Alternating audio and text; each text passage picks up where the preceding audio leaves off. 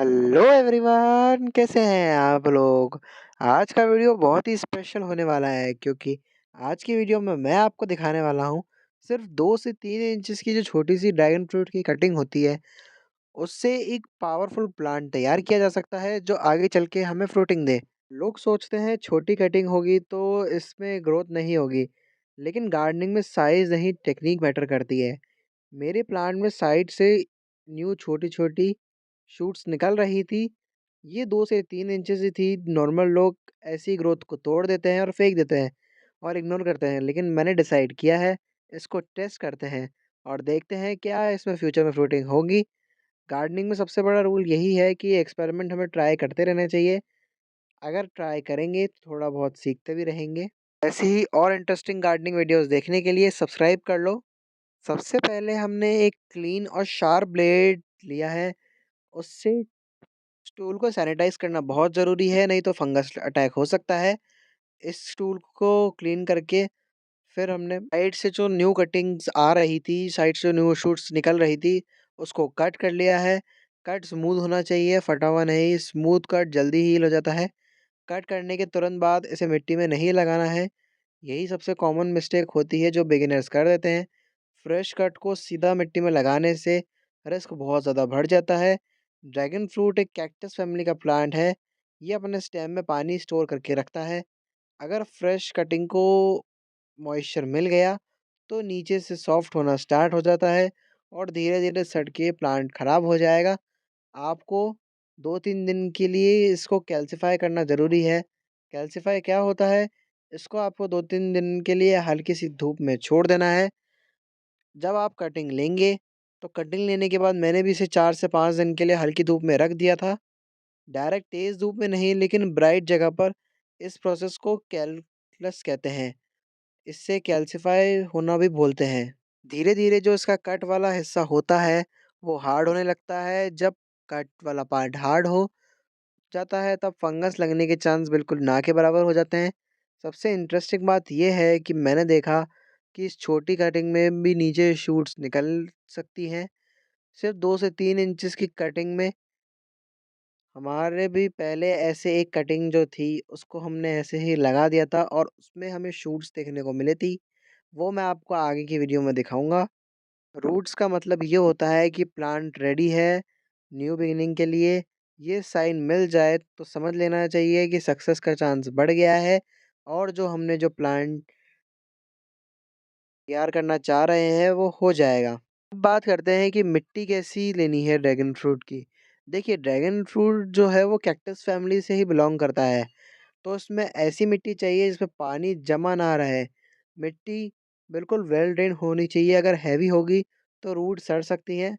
मैं simple use mix करता हूँ। हमारा रेगुलर मिक्स होता है वही, जिसमें सॉइल, रिवर सैंड और कंपोस्ट और मिट्टी हल्की-हल्की होती है।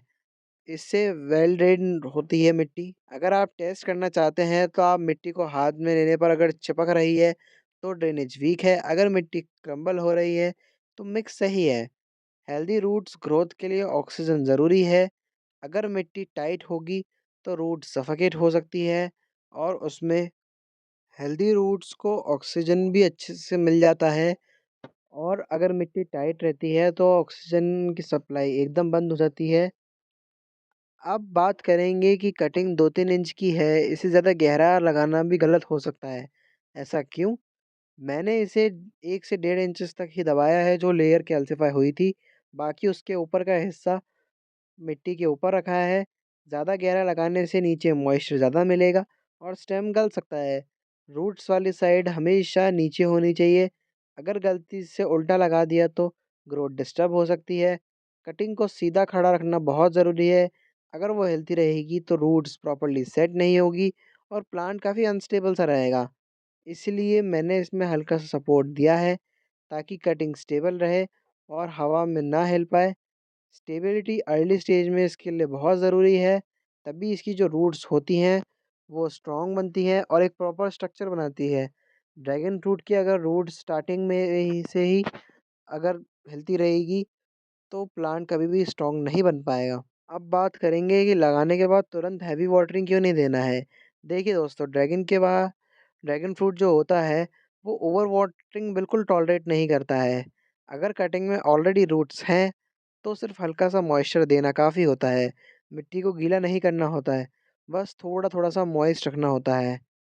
मैं वीक में 1 या 2 बार मैक्सिमम पानी देता हूँ और जब भी ऊपर की मिट्टी ड्राई लगती है तभी पानी देता हूँ।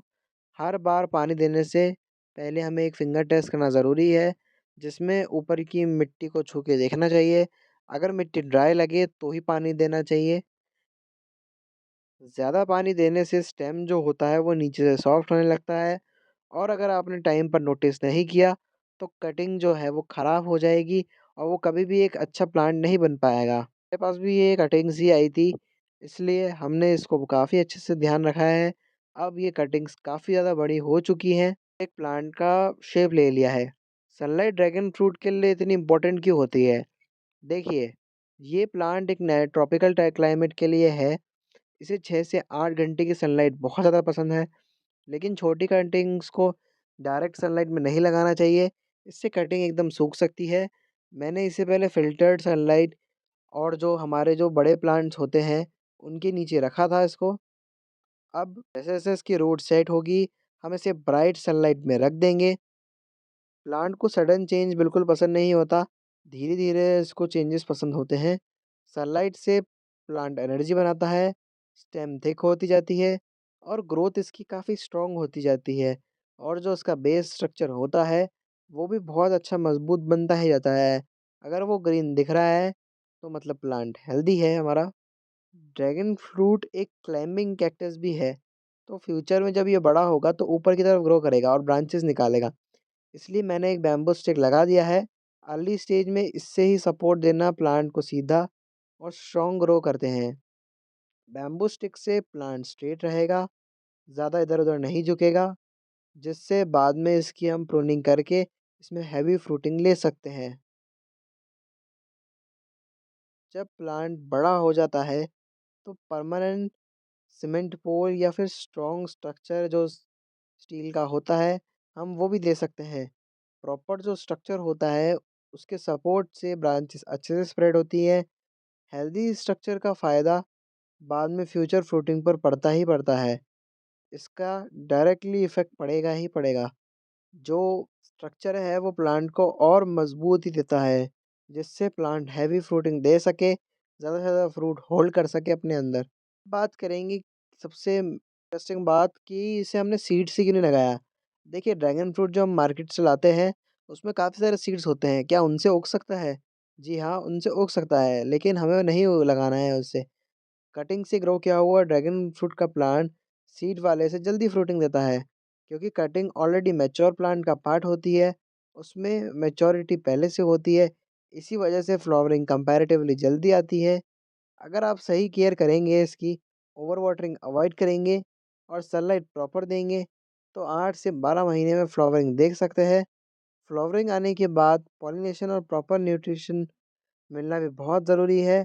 इसकी आफ्टर केयर वीडियो मैं ज़रूर बनाऊँगा।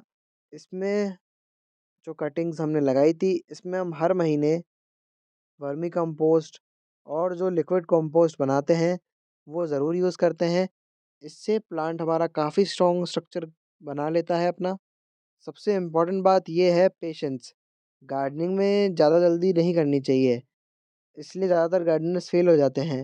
रोज़-रोज़ प्लांट को हिलाकर चेक करना कि उसकी रूट स्ट्रॉन्ग है या नहीं, नहीं करना चाहिए। हेल्दी कटिंग, सही मिट्टी, कंट्रोल्ड पानी और अच्छी सनलाइट, बस यही गोल्डन फॉर्मूला है। 2 से 3 इंचेस की छोटी कटिंग को भी अंडर एस्टिमेट नहीं करना है। ये फ्यूचर में हैवी फ्रूटिंग प्लांट बन सकता है, बस हमें इसकी सही से केयर करनी है। अगर आप भी ऐसे ही ड्रैगन फ्रूट ग्रो करना चाहते हैं, तो कमेंट में ज़रूर बताएँ।